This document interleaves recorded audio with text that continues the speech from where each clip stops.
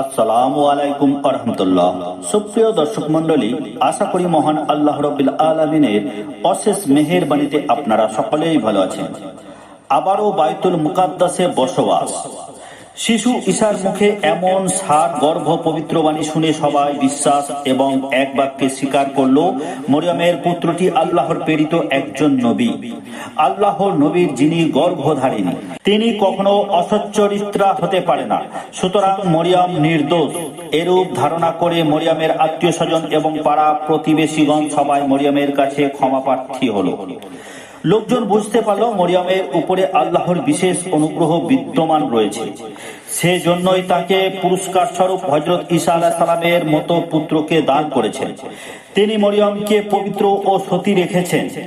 এরপর সকলেই মিলে মরিয়ম ও তার শিশুপুত্রের থাকার জন্য বাইতুল মুকাদ্দাসে একটি ঘর নির্মাণ করে দিলেন। হযরত মরিয়ম স্বীয় পুত্রকে নিয়ে ওই ঘরেই বাস করতেন এবং দিবানিশি আল্লাহর ধ্যানে নিমগ্ন থাকতেন।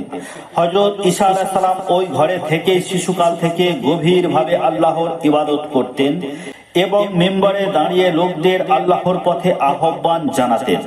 অতি অল্প বয়সে তার সুললিত কণ্ঠের মধুর আওয়াজ নসিহত শুনে লোকগণ মুগ্ধ হতো।